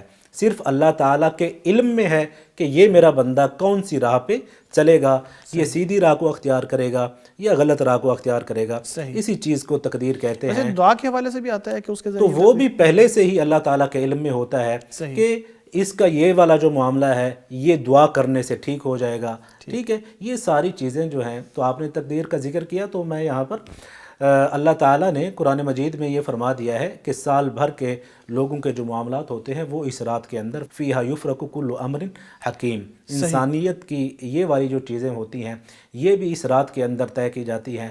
تو کیوں نہ ہم پھر جب ہمیں پتہ ہے کہ اس رات میں تقدیر کے حوالے سے بھی یا لوگوں کے اس طرح کی جو چیزیں ہیں ان کے فیصلے بھی کیے جاتے ہیں، تو پھر تو زیادہ ضروری ہے نا کہ ہم اپنے لیے ہی چلیں، ہم اپنے معاملات کو بہتر کرنے کے لیے، اپنے دنیاوی معاملات کو بہتر بنانے کے لیے بھی اس رات کی عبادت نہایت ضروری ہے۔ صحیح۔ اللہ تبارک و تعالی ناظرین ہم سب کو توفیق عطا فرمائے کہ یہ اہم رات ہے کہ جس میں تقدیر کے فیصلے بھی ہوتے ہیں، اور اللہ تبارک و تعالی لوگوں کی قسمتیں بھی سنوارتا ہے، بہتریاں لاتا ہے۔ اگلے سال کے متعلق جو تقدیر ہے وہ فرشتوں کے حوالے بھی کی جاتی ہے، تو بہت اہم موقع ہے، بہت عظیم موقع ہے، یوں کہہ لیجئے کہ ایک ایسا موقع ہے کہ جو سال میں ایک مرتبہ آتا ہے، اس سے استفادہ ضرور کرنا چاہیے۔ تو نہ ہماری اور نہ آپ کی کوئی رات خالی جائے عبادت سے، کوئی رات ایسی نہ ہو کہ جس میں ہم نے کوئی عبادت نہ کی ہو، ساری رات سو کے گزار دیا ہو۔ اگر آپ ہر رات میں، آخری عشرے کی ہر رات میں 1 روپے کا 10 روپے کا صدقہ بھی کرتے جائیں تو یہ بہت زبردست اور اچھا عمل ہے کہ ایک رات لیلۃ القدر کی یقیناً ان میں سے ہوگی، اور وہ والے جو 10 روپے ہیں وہ آپ تصور کر سکتے ہیں کہ کتنا بڑھ جائیں گے اور ان کے اندر کتنا اضافہ ہو جائے گا۔ تو زیادہ سے زیادہ عبادتیں کرنے کی کوشش کیجئے، اور ان عبادتوں کو ان ساری راتوں میں بانٹ کر کیجئے تاکہ اللہ تبارک و تعالیٰ انہیں قبول و منظور فرمائے۔ یہاں لیتے ہیں چھوٹا سا وقفہ، وقفے کے بعد حاضر ہوتے ہیں۔ مغفرت کا ہو گیا سامان پھر، رب کا آیا خاص ایک مہمان پھر،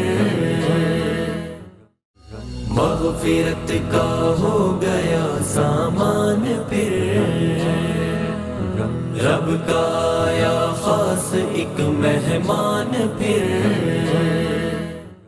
ویلکم بیک ناظرین، سحری کا وقت ہے، یقیناً آپ اپنی مصروفیات میں بھی ہوں گے، سحری کرنے کی تیاری کر رہے ہوں گے، اللہ تبارک و تعالیٰ کے سامنے دعا گو ہوں گے، تہجد گزاری میں مصروف ہوں گے۔ ہم تہجد گزاری کے حوالے سے بھی اور لیلۃ القدر کے حوالے سے اور تقدیر کے حوالے سے بات کر رہے ہیں کہ لیلۃ القدر میں اللہ تبارک و تعالیٰ نے فرمایا فیہا یفرق کل امر حکیم، حکمت بھرے فیصلے اس کے اندر کیے جاتے ہیں، انہیں پھیلایا جاتا ہے، نشر کیا جاتا ہے۔ تو قاری صاحب میں آپ کی طرف آتا ہوں، اس تقدیر کے حوالے سے کوئی اور ایسی چیز جو ناظرین کے لیے انتہائی ضروری ہو آپ فرمائیے پلیز۔ عاطف صاحب میں تقدیر کے بارے میں چند جملوں میں، آسان ترین جملوں میں ہمارے دنیا کے لحاظ سے وضاحت کرنا چاہوں گا۔ تقدیر کا لغوی معنی ہوتا ہے اندازہ۔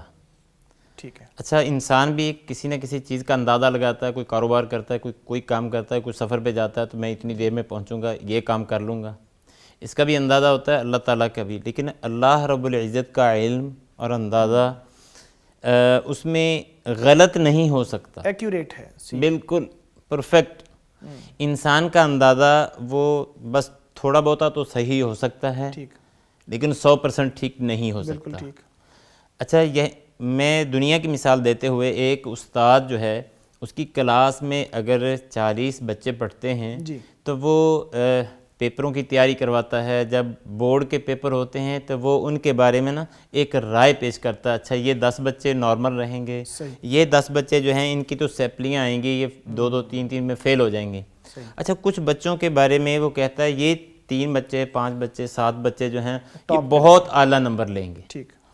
اچھا، اگر وہ جو استاد نے کہا ہے کہ یہ بچے فیل ہو جائیں گے اور یہ ان کے سب سے اچھے نمبر آئیں گے اسی طرح ہی ہو جاتا ہے، تو کیا یہ استاد کے کہنے کی وجہ سے ہوا ہے یا طالب علم کی اپنی محنت کی وجہ سے؟ ظاہر ہے طالب علم کی اپنی محنت ہے۔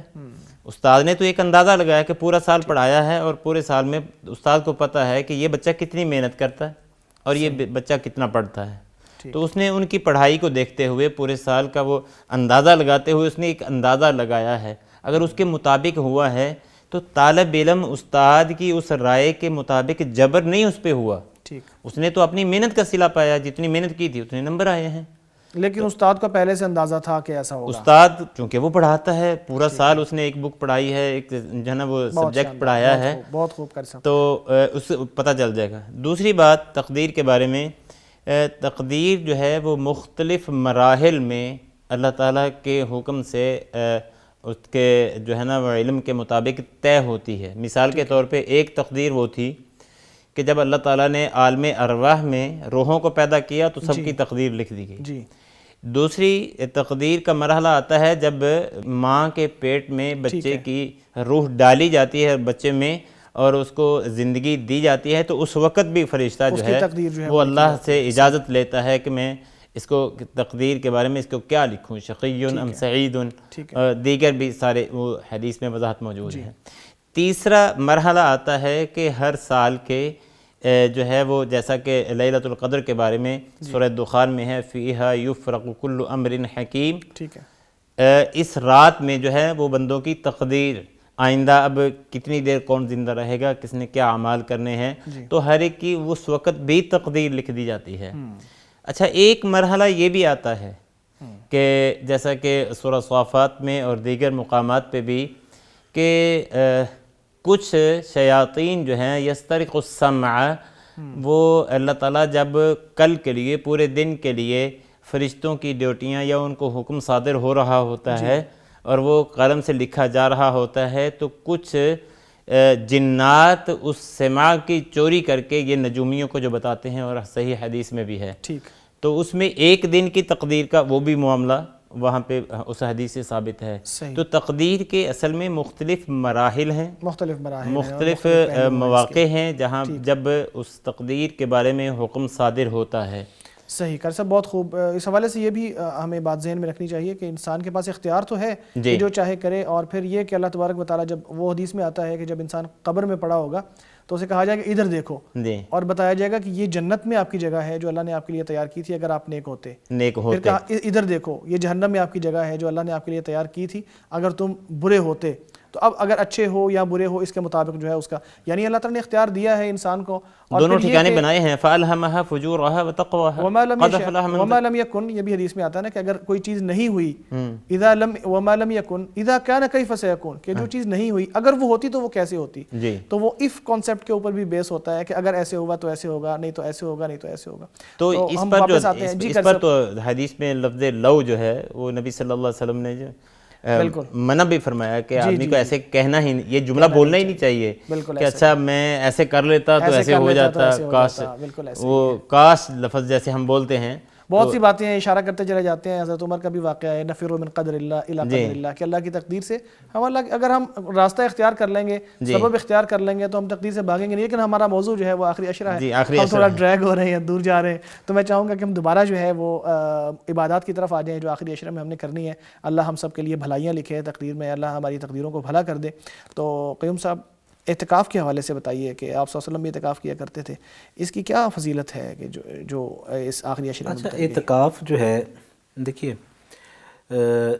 کوئی انسان اگر اپنے آپ کو سنوارنا چاہے، اپنی دنیا کو اور اپنی آخرت کو، صحیح، اعتکاف اس کے لیے بہت بڑا موقع ہے، بہت بڑی فرصت ہے۔ صحیح، اللہ تعالیٰ کی یہ جو عبادت ہے اس میں انسان اپنے اہل خانہ سے، گھر والوں سے، ٹھیک ہے، اپنی جو کاروبار یا اس کی جو دنیاوی مصروفیات ہیں ان سے، دیگر بہت سی اہم چیزیں جو سال بھر اس کی زندگی کا حصہ ہوتی ہیں جنہیں وہ نہیں چھوڑ سکتا، لیکن یہ والے جو 10 دن ہیں رمضان کا جو آخری عشرہ ہے، وہ ان سب سے جو ہے الگ تھلگ ہو کر اللہ تعالیٰ کے گھر میں، مسجد میں آ کر اللہ تعالیٰ کے لیے جو ہے اپنے یہ 10 دن، گویا کہ وہ انسان اپنے آپ کو ان 10 دنوں میں اللہ کی عبادت کے لیے وقف کر دیتا ہے کہ یہ جو 10 دن ہیں ان میں میں نے صرف اللہ کی عبادت ہی کرنی ہے۔ اس کا ایک تو فائدہ یہ ہوگا کہ اللہ تعالیٰ کی نافرمانی والے جو کام ہیں ان سے وہ بچ گیا۔ یہ 10 دن جو ہیں نافرمانی سے تو انسان بچ گیا نا، مسجد کے اندر ہے، اسے یہ احساس رہتا ہے کہ میں یہاں پر عبادت کے لیے آیا ہوا ہوں، عبادت کے لیے آیا ہوں۔ تو ہمارے بعض دفعہ ہمیں اپنی مساجد میں ایسا ماحول نظر آتا ہے جہاں پر ہمیں محسوس ہوتا ہے کہ اعتکاف کو بھی شاید جو ہے کسی حد تک کوئی فیشن بنا دیا گیا ہے. تو بس اس میں اسی سب طرف آنے سے والا تھا کہ بہت سارے ہمیں مناظر نظر آتے ہیں کہ معتکفین حضرات جو ہیں اللہ تعالیٰ ہمیں بھی توفیق عطا فرمائے، ان کے اعتکاف کو قبول فرمائے. لیکن یہ ہے کہ اعتکاف کے دوران وہ بہت زیادہ ایک تو بات چیت میں مصروف رہتے ہیں، گپ شپ، اگر گروپ ہے بندوں کا تو وہ گھنٹوں گھنٹوں باتیں کر رہے ہیں اور موبائلز میں کچھ مصروف ہیں. جی موبائل فون پہ وہ اپنا انٹرنیٹ وغیرہ وہ باقی سب کچھ جو ہے نا وہ اسی طرح ہی. تو دیکھیں انسان کو یہ سمجھنا چاہیے کہ میں وقت نکال کے اللہ کی عبادت کے لیے یہاں پر آیا ہوں. تو ایسی ہر چیز جو انسان کو اللہ تعالیٰ کی عبادت سے روکتی ہے صحیح، اس سے تو انسان رک جائے نا. اللہ تعالیٰ کی نافرمانی والے جو کام ہیں ان سے انسان، اعتکاف کا مقصد ہی یہی ہوتا ہے. اور پھر سب سے بڑی چیز اعتکاف کے اندر جو انسان جو بڑی آسانی سے حاصل کر سکتا ہے وہ ہے اپنے آپ کا محاسبہ. صحیح، اپنے آپ کو دیکھنا، ٹھیک، اپنے وہ کہتے ہیں نا ہماری اردو زبان میں اپنے گریبان میں جھانکنا صحیح، کہ سال بھر میں کیا کرتا رہا ہوں، میرا کریکٹر اور کردار کیا رہا ہے. کہ اللہ تعالیٰ تو جانتا ہی ہے. انسان کو اپنا پتہ ہوتا ہے کہ میں میرے معاملات جو ہیں ان میں میں کہاں پر کھڑا ہوا ہوں، میری اوقات اللہ تعالیٰ کے ہاں کیا ہے. صحیح، تو اس سب کو مد نظر رکھتے ہوئے انسان اپنا محاسبہ کر سکتا ہے کہ مجھ سے کون کون سی غلطیاں ہوئی ہیں، مجھ سے کون سی کوتاہیاں ہو گئی ہیں. ٹھیک ہے، حقوق اللہ کے حوالے سے، حقوق العباد کے حوالے سے مجھ سے جو کوتاہی ہوئی ہے، مجھ سے اگر کوئی لغزش ہو گئی ہے، کوئی کمی رہ گئی ہے تو اسے اس موقع پر وہ اکیلا ہے اللہ تعالیٰ کے سامنے. اور پھر اللہ تعالیٰ کے سامنے وہ جو غلطیاں اور کوتاہیاں ہیں ان کی معافی مانگ سکتا ہے. اچھا، اللہ اعتکاف تعالیٰ میں پیغمبر صاحب ہم دیکھتے ہیں مختلف ایکٹیویٹیز بھی ہوتی ہیں، یعنی اجتماعی طور پہ کوئی ایکٹیویٹی ہو رہی ہے، کوئی کتاب کا مثال کے طور پر درس شروع ہو جاتا ہے، کوئی اجتماعی طور پر لوگ بیٹھ کے کو مطالعہ کر لیتے ہیں. یا یہ بہتر ہے کہ انسان اکیلا ہو کے عبادت کرے یا اجتماعی عبادت زیادہ بہتر ہوتی ہے اعتکاف میں؟ اجتماعی عبادت سے اعتکاف میں منع نہیں کیا جا سکتا، ٹھیک ہے، لیکن اعتکاف جس نوعیت کی عبادت ہے اسے بھی ضرور مد نظر رکھنا چاہیے. ٹھیک، کہ اعتکاف میں انسان کو جو انفرادی عبادت ہے وہ کبھی دیکھیں اجتماعی عبادت میں کیا ہے کہ وہ درس و تدریس کا یعنی کہ ساری رات اس طرح کی چیزیں تو ان سے کسی جگہ پہ منع نہیں ہے. ٹھیک ہے، ایک حد تک یہ چیزیں بھی تربیت کے حوالے سے جو لوگ اعتکاف کرنے کے لیے مسجد میں موجود ہیں ان کی تربیت کرنے کے لیے، خاص طور پہ دینی تربیت جو ہے، کچھ احکامات اور کچھ مسائل جو انسان کی روزمرہ کی زندگی سے متعلق ہوتے ہیں ان کے بارے میں رہنمائی ہوتی ہے ان میں، اگر وہ سکھائے جاتے ہیں یا اسی طرح دیگر ضروری چیزیں جو ہیں وہ اس صورت میں معتکفین کو ان کا درس دیا جاتا ہے تو اس میں کوئی حرج والی بات نہیں ہے. لیکن جو معتکف ہے، جو شخص اعتکاف کی غرض سے مسجد کے اندر موجود ہے اسے انفرادی عبادت کا موقع اسے ضرور ملنا چاہیے تاکہ وہ اپنے اللہ تعالیٰ سے جو ہے، جس طرح میں نے ذکر کیا کہ اپنا اگر وہ احتساب کرنا چاہتا ہے، وہ اپنے آپ کو دیکھنا چاہتا ہے تو پھر وہ جو اجتماعی عبادات ہیں ان میں وہ سب کچھ اس کے لیے اس طریقے سے ناممکن رہے گا کہ وہ کیسے اپنا احتساب کرے.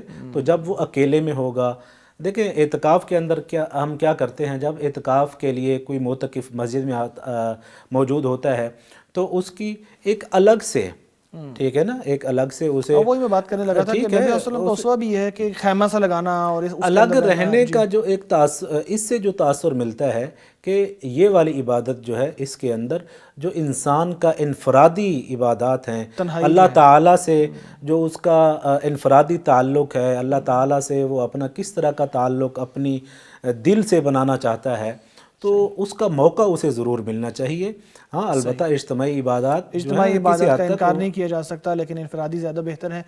قاری صاحب، اعتکاف کے اندر بہت سارے مسائل ایسے ہوتے ہیں کہ جن میں لوگ الجھ جاتے ہیں، تو ایسی چیزیں کہ جو اعتکاف میں کرنا عام طور پہ سمجھا جاتا ہے کہ جائز نہیں ہے لیکن وہ جائز ہیں، اگر وہ آپ معتکفین حضرات کے لیے جو اعتکاف پہ بیٹھے ہیں یا بیٹھنا چاہ رہے ہیں ان کی آپ رہنمائی کریں کہ یہ چیزیں آپ کر لیں تو دیٹس اوکے، یعنی کہ آپ اعتکاف میں کر سکتے ہیں.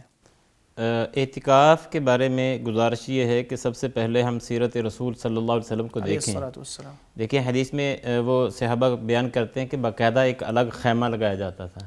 دیکھیں مسجد عبادت کی جگہ ہے تو مسجد کے اندر پھر الگ خیمہ.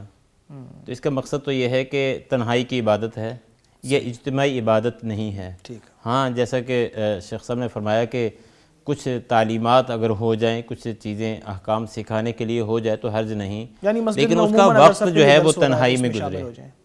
تنہائی میں وقت گزرے. ایک بات. دوسرا یہ ہے کہ اس کو اپنا وقت زیادہ سے زیادہ وہ اس کو عبادت کے اندر گزارا جائے، سونے سے بھی اور دیگر باتیں کرنے سے بھی، موبائل کے اندر مصروفیت، فلاں مصروفیت ہے. اب تو نہ جانے وہ ایک نا اگر لفظ بولوں تو شاید یہ بہت برا سا لفظ ہوگا کہ ہم نے اس عبادت کو بھی اس کی اہمیت کو جانا ہی نہیں، اس کی اہمیت ہی ختم کر دی ہے. وہ سارے معتکفین حضرات اکٹھے بیٹھتے ہیں اور کبھی محفل لگ جاتی ہے، کھانے چل رہے ہیں، پیزا منگوایا جا رہا ہے، کبھی کچھ کیا جا رہا ہے. تو حالانکہ یہ تو عبادت کے لیے تھا. اس میں روزے کی وجہ سے وہ اس کی خوراک بھی کم ہوئی ہے، تو اس خوراک کم ہونے کی وجہ سے اب نیند بھی کم ہو گئی، تو عبادت زیادہ ہوگی. اصل مقصود تو یہی تھا. دوسرا اس میں ایک اور بات کہ ہمارے ہاں نہانے دھونے کی جو کئی مرتبہ لوگوں کو پیش آ جاتی ہے ضرورت، اگر آدمی کو نہانے کی ضرورت ہے، ایک تو ہے یہ ہے کہ فرض غسل جو ہے، فرض غسل کے علاوہ ایک آدمی کی ویسے معمول ہے، عادت ہے، روزانہ وہ نہاتا ہے، تو اگر وہ نہا لے تو کوئی حرج نہیں. اگر روزانہ وہ کپڑے بدلتا ہے تو کوئی حرج والی بات نہیں. خوشبو لگانا تو اور زیادہ افضل اور بہتر ہے. مسجد میں رہتے ہوئے اپنے آپ کو ہر وقت اس طرح خوشبو کے ساتھ معطر رکھنا چاہیے کہ جب فرشتے آتے ہیں تو فرشتے تو جب بو آتی ہو جسم سے آپ سے تو وہ نفرت کرتے ہیں، ان کو تو نفرت ہوتی ہے، کیونکہ فرشتوں سے ملاقات ہے یا فرشتوں کی آمد کا انتظار ہے، تو پھر تو معطر بھی ہونا چاہیے. اس کے کپڑے جو ہے نا وہ دھلے ہوئے، اور اگر روزانہ چینج کرنا چاہتا ہے کوئی حرج والی بات نہیں. روزانہ نہانا چاہتا ہے، مسجد سے نکلا بھی جا سکتا ہے کسی صورت؟ مسجد سے بوقت ضرورت نکلا جا سکتا ہے، لیکن بلا ضرورت جو ہے اس سے نکلنے سے گریز ہی کرنا چاہیے. خیر صاحب کوئی جنازہ آ جاتا ہے تو جنازہ آ جاتا ہے مسجد میں ہے تو وہ ادا کر لے، کوئی حرج والی بات نہیں. اور اسی طرح دیگر کئی اعمال ایسے ہیں، اس نے جمعہ ادا کرنا ہے تو جمعہ بھی اسی، چونکہ وہ بیٹھے گا ہی اسی مسجد میں. اور اسی طرح ہمارے ہاں ایک اور بات چیت کرنے کے لیے بیٹھ جاتے ہیں، اس میں بھی کوئی حرج نہیں ہے. جی کوئی حرج نہیں. اگر کسی ضرورت کی کوئی چیز پوچھی گئی ہے اس سے، یا گھر والے کچھ آ جاتے ہیں کسی کام کی غرض سے، کوئی بات پوچھنی ہے، کوئی کام ان کو حکم دینا ہے، تو کوئی حرج نہیں ملاقات کرنے. لیکن کچھ لوگ بہت زیادہ اہتمام کرنے لگ جاتے ہیں. ہم سب کو برا نہیں کہتے، بہت اچھے لوگ بھی موجود ہیں، اللہ تعالیٰ سب کی عبادت قبول فرمائے. لیکن بہت زیادہ اہتمام اس چیز کا کہ نہیں کھانا پراپر ہو، مینجمنٹ کو بھی مسجد والوں کو کہنا کہ نہیں، یا گھر والوں کو کہ فلاں چیز ہونی چاہیے اور ایسا ہونا چاہیے، کھانا لیٹ ہو گیا. تکلف جو ہے نا، اعتدال ہر چیز میں مقصود ہے، ہر عبادت میں بھی مقصود ہے. تو تکلف جو ہے نا، یہ تو کسی بھی لحاظ سے، چاہے وہ تکلف آپ عبادت کرنے میں کریں، چاہے کھانے پینے میں کریں، چاہے بیٹھنے اٹھنے میں تکلف جب کریں گے تو یہ تو غلط ہوگا. عبادات کے اندر اعتکاف چونکہ ایک عبادت ہے، تو عبادات کے اندر ایسے تکلفات جو ہیں وہ تو بالکل بھی مناسب نہیں، درست نہیں. ایک بات کی وضاحت کرنا چاہوں گا کہ ہمارے ہاں نا ہوتا یہ ہے کہ جس نے اعتکاف میں بیٹھنا ہوتا ہے، اچھا وہ اس حدیث کو لے لیتے ہیں کہ نبی صلی اللہ علیہ وسلم تو اعتکاف کے لیے خیمہ لگا لیا تھا، لیکن خیمے میں داخل جو ہے وہ رات گزار کے جو ہے نا وہ داخل ہوئے تھے.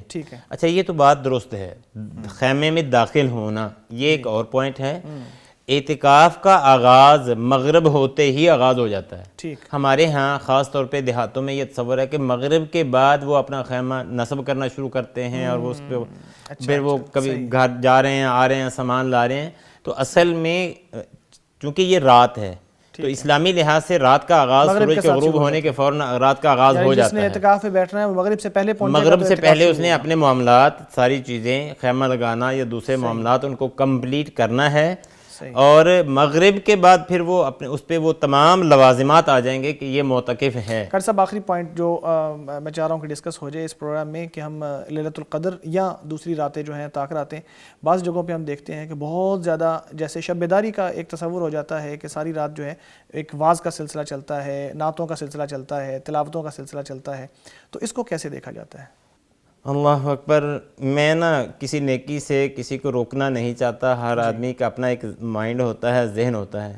لیکن ایک بات حقیقت ہے کہ نبی صلی اللہ علیہ وسلم کے دور میں خلفائے راشدین کے دور میں، صحیح، تابعین کے دور میں، معتکفین کے لیے یا تاک راتوں میں لیلۃ القدر کی جستجو اور تلاش کے لیے یوں اہتمام کبھی نہیں ہوتا تھا۔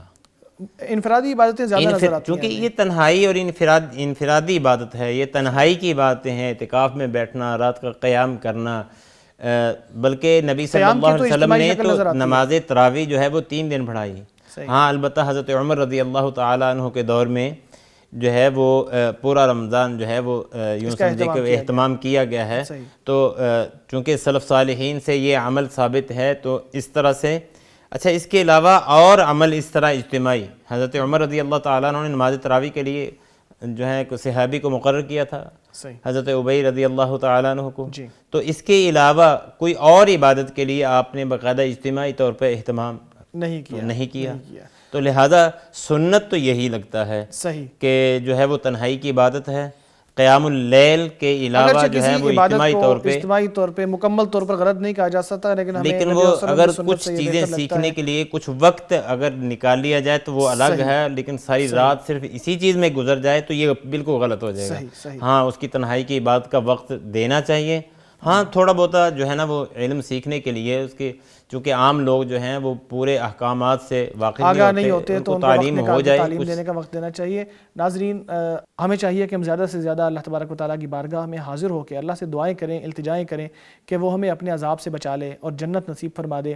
اور جیسا کہ ہم نے بتایا کہ اور انفرادی طور پر ہمیں چاہیے کہ زیادہ سے زیادہ عبادتیں کریں، عبادتیں ہماری ایسی ہوں کہ جن کا ہمیں پتہ ہو یا ہمارے پروردگار کو پتہ ہو، کسی تیسرے بندے کو اس کا پتہ نہ ہو۔ یہ سب سے افضل عبادتیں ہیں، لیلۃ القدر کی، اعتکاف کی، اور دیگر جو لیلۃ القدر کے راتیں ہیں یا آخری عشرے کی راتیں ہیں، ان میں یہی زیادہ بہتر ہے۔ ہاں، اجتماعی طور پر آپ سب کے ساتھ مل کے تراویح کی نماز بھی پڑھ سکتے ہیں، تہجد گزاری بھی کہیں ہو رہی ہے تو اس میں بھی شامل ہو سکتے ہیں، لیکن کوشش کریں کہ اپنی ذات کے لیے انفرادی طور پر تنہائی میں وقت ضرور نکالیں۔ ناظرین، ہم اپنے اس پروگرام کو ختم کرتے ہوئے دعا کرتے ہیں کہ اللہ تبارک و تعالی ہمیں توفیق عطا فرمائے آخری عشرے میں مزید محنت کرنے کی، اللہ کو راضی کرنے کی، جنت پانے کی اور جہنم سے دوری اختیار کرنے کی۔ قاری صاحب دعا کیجئے اور ہمارے پروگرام کو اس طرح ختم فرمائیے۔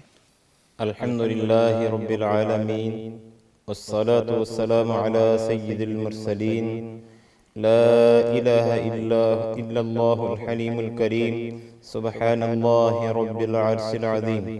اللہم صل علی محمد وعلی آل محمد کما صلیت علی ابراہیم وعلی آل ابراہیم انکا حمید مجید۔ آمین۔ اللہم بارک علی محمد وعلی آل محمد کما بارکت علی ابراہیم وعلی آل ابراہیم انکا حمید مجید۔ ربنا آتنا في الدنيا حسنة وفي الآخرة حسنة وقنا عذاب النار۔ اللهم اكفنا بحلالك عن حرامك وأغننا بفضلك عمن سواك۔ ربنا افرغ علينا صبرا وثبت أقدامنا وانصرنا على القوم الكافرين۔ ربنا اغفر لنا ولإخواننا الذين سبقونا بالإيمان ولا تجعل في قلوبنا غلا للذين آمنوا ربنا إنك رؤوف رحيم۔ اللهم إنك عفو تحب العفو فاعف عنا۔ اللهم إنك عفو كريم تحب العفو فاعف عنا۔ اللهم إنك عفو كريم تحب العفو فاعف عنا۔ اللہ ہمارے گناہوں کو معاف فرما، اللہ ہمارے گناہوں کو معاف فرما، اللہ ہماری غلطیوں سے درگزر فرما، اللہ ہمارے عزیز و اقارب، والدین، چھوٹے بڑے جو بھی فوت ہو گئے، اس دنیا سے رخصت ہو گئے، اللہ ان کو معاف فرما، اللہ ان کی قبروں پہ اپنی برکھا نازل فرما، اللہ ان کی قبروں پہ اپنی برکھا نازل فرما، اللہ آخرت کی منزلیں آسان فرما، اللہ آخرت کی منزلیں آسان فرما، اللہ ہمارے گناہوں کو بھی معاف فرما۔ اللہ ہم بھی تیرے سامنے دستے دعا دراز کیے ہوئے تیرے در کے سوالی تو اسے خیر مانگتے ہیں، اللہ ہمارے گناہوں کو معاف فرما۔ اللہ دین حنیف پہ چلنے کی توفیق عطا فرما، اللہ بقیہ زندگی اسلام کے مطابق بسر کرنے کی توفیق عطا فرما، اللہ یہ قیمتی راتیں، یہ آخری عشرہ اللہ تیری بارگاہ میں التجائیں کرنے کے اوقات ہیں، اللہ ہم مسلمانوں کو تیری طرف جھکنے کی توفیق عطا فرما، اللہ سب مسلمانوں کو تیری طرف جھکنے کی توفیق عطا فرما، اللہ جو عبادات کی ہیں قبول فرما، اللہ قیام اللیل، روزہ رکھنا، سحر و افطار اللہ قبول فرما، اللہ قبول فرما، اللہ جو بھی مانگا ہے وہ عطا کر دے، اللہ جو بھی مانگا ہے وہ عطا کر دے، اللہ جو ہمارے حق میں بہتر ہے بغیر مانگے عطا فرما، اللہ ان راتوں میں صحیح معنوں میں اخلاص کے ساتھ عبادت کرنے کی توفیق عطا فرما، اللہ یہ ملک پاکستان تیرے نام پہ بنا ہے، اسلام کے نام پہ بنا ہے، اللہ اس کو امن کا گہوارہ بنا دے، اللہ ملک پاکستان میں امن، سکون، چین نصیب فرما، اللہ اسلام کا بول بالا فرما، اللہ اسلام کا بول بالا فرما، اللہ مسلمانوں کی مدد فرما، اللہ جہاں بھی مظلوم مقہور مسلمان ہیں، اللہ ظلم و ستم کے مارے ہوئے اللہ اپنی غیبی مدد نازل فرما، اللہ مسلمانوں کے لیے غیبی مدد نازل فرما، اللہ اسلام کا بول بالا فرما، ربنا تقبل منا انك انت السميع العليم وتب علينا انك انت التواب الرحيم، وصلى الله تعالى على النبي محمد وعلى آله وصحبه اجمعین برحمتک یا اللہ۔ آمین آمین آمین۔ ناظرین، اللہ تعالیٰ ہماری عبادتوں کو اپنی بارگاہ میں قبول و منظور فرمائے، ہماری دعاؤں کو بھی قبول فرمائے۔ دعا کرتے وقت یہ خاص خیال رکھا کریں کہ جب دعا کریں تو دوسرے بھائیوں مسلمانوں کے لیے جو آپ کے ساتھ اس وقت موجود نہیں ہیں ان کے لیے ضرور دعا کریں، کیونکہ اس کا فائدہ یہ ہوتا ہے کہ انسان کو وہ تو مل ہی جاتا ہے جو دوسرے کے لیے وہ مانگ رہا ہے، کیونکہ ایک فرشتہ جیسا کہ نبی اکرم صلی اللہ علیہ وسلم کا فرمان ہے کہ جب انسان اپنے مسلمان بھائی کے لیے دعا کرتا ہے جب کہ وہ اس کے پاس بیٹھا نہیں ہوتا تو اس کے سر پہ ایک فرشتہ مقرر ہوتا ہے جو ساتھ ساتھ یہ بھی کہتا جاتا ہے کہ تمہارے لیے بھی ویسا ہی، تمہارے لیے بھی ویسا ہی۔ اللہ تبارک و تعالی ہماری عبادتوں کو، دعاؤں کو اپنی بارگاہ میں قبول و منظور فرمائے۔ معزز مہمانوں کا میں شکریہ ادا کرتا ہوں۔ محترم عبدالقیوم صاحب، اس پروگرام میں آپ کی تشریف آوری کا بہت شکریہ۔ بارک اللہ فیکم۔ محترم قاری صاحب، اس پروگرام میں شامل رہنے کا بہت شکریہ۔ جزاکم اللہ خیر جی، بارک اللہ فیک۔ ناظرین، آپ سے ملاقات ہوگی انشاءاللہ کل۔ اللہ حافظ۔ مغفرت کا ہو گیا سامان پھر، رب کا آیا خاص ایک مہمان پھر،